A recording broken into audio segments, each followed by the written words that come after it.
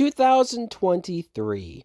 It's so weird hearing myself say that because 2023 sounds like a futuristic sci-fi Terminator-like year that honestly it feels like the world should end or the apocalypse should happen. But in looking at movies that are coming out in 2023, I decided to make a top 10 movies that I'm looking forward to that's coming out next year. So let's start with number 10.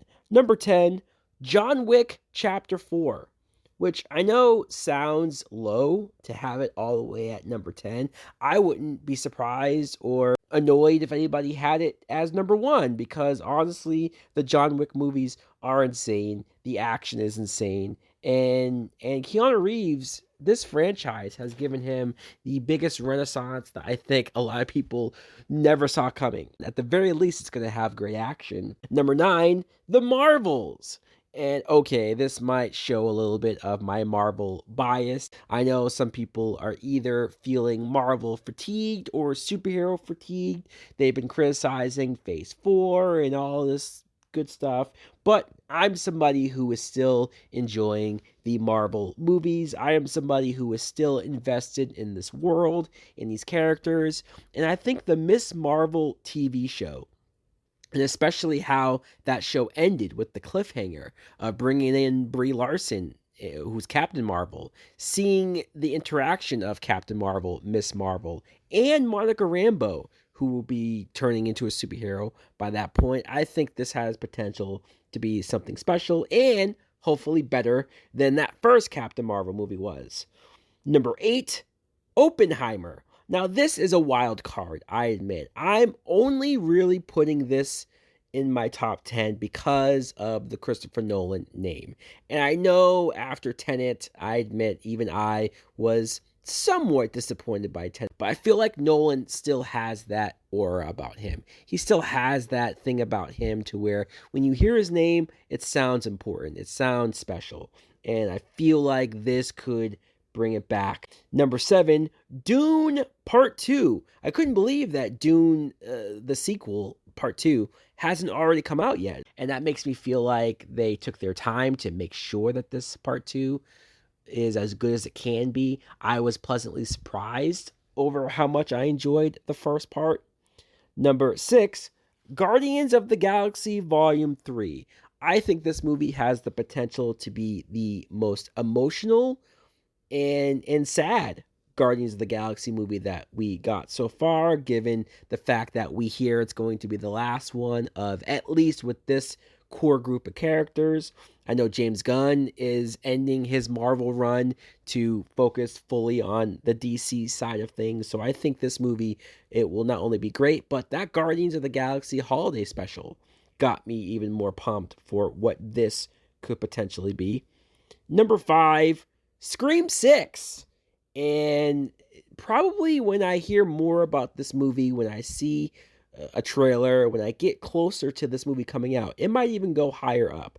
It felt wrong for me to not put a Scream movie in my top 10 as much as I love the first Scream. Scream is my favorite horror movie of all time. And with how much I enjoyed Scream 5, I was very surprised by how much I enjoyed Scream 5. The fact that it did not let me down. Even though Neve Campbell's not here, I know that sucks, but at least they're just not going to kill her off. At least they don't just write her off. Hopefully the story will make it worth it. Number 4, Mission Impossible Dead Reckoning Part 1. God damn.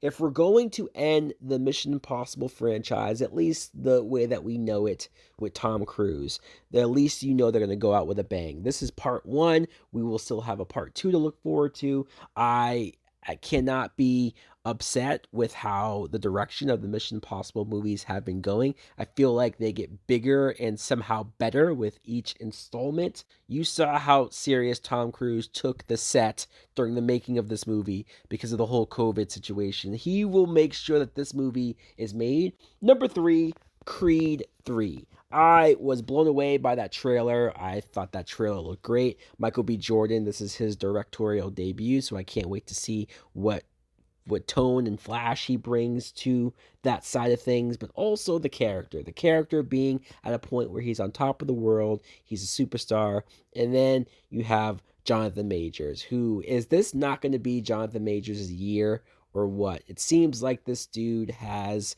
so many new movies coming out right after another, and he looks great here. He's shredded, and him being the villain, I think is going to make for a very complex story and for a very interesting story. Number two, speaking of Jonathan Majors, Ant-Man and the Wasp, Quantumania.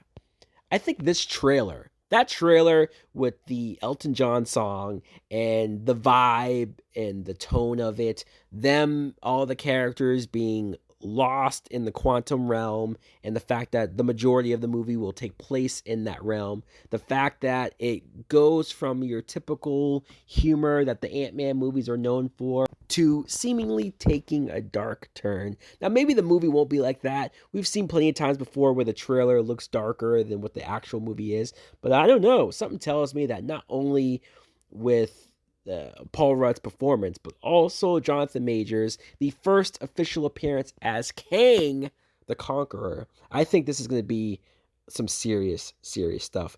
Number one, though, for my most anticipated movie of 2023, Spider-Man Across the SpiderVerse.